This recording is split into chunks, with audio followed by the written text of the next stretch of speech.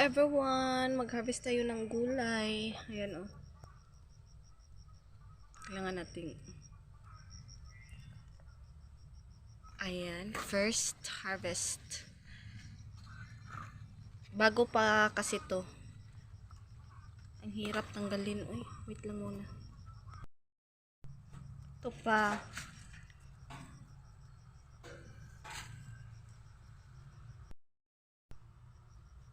Ayan. Pa o.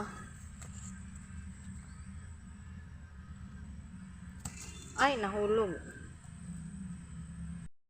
Ayan, malaki na yung kalabasa ko dito o. Yan, kita niyo ba yan? Ang laki na niya.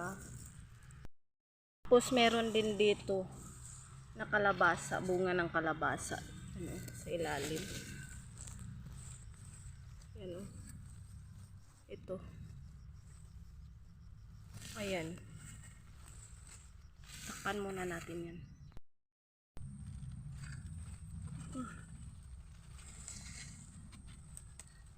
Ay, nasira na yung gunting ko. Ito.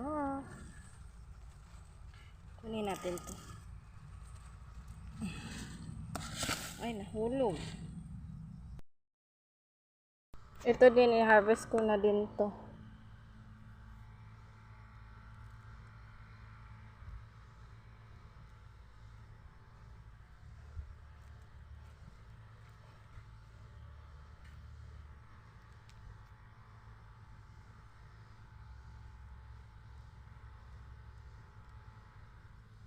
Ay, nahulog. Gusto ko sanang harvestin to, kaya lang baka bukas na kasi marami na akong na-harvest today para hindi naman masira. Ayan oh. Eggplant. Harvest na natin tong eggplant na to.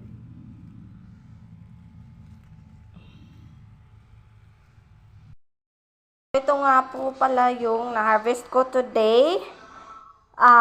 Eggplant, tsaka yung kundol at patula. Ayan.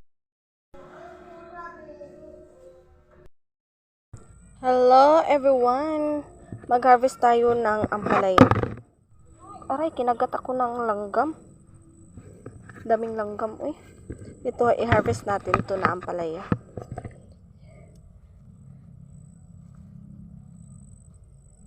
Ulamin namin ngayon. Ayan. At ito pa, yung isa nga po pala dito ay binigay ko sa auntie ko. Ito ang palaya. Ayan. Tapos harvest tayo ng eggplant.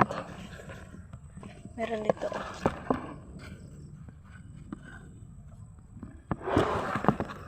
Diyan muna kayo.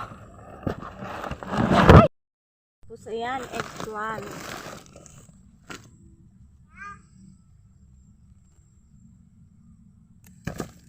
Ayan. Tapos meron pa dito. Yan po yung mga eggplant ko oh, na tinanim. Ito.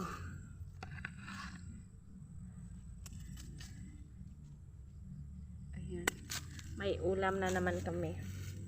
Libreng ulam.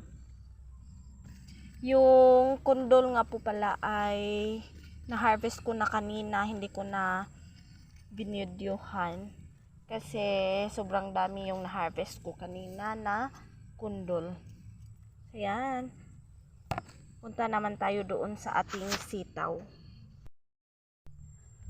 So, ito na lang yung natira sa sitaw ko kasi nakapag-harvest ako kahapon. Marami yung na-harvest ko kahapon. Ayan. Pero, itong sitaw na to ay i-harvest ko na to. Ayan.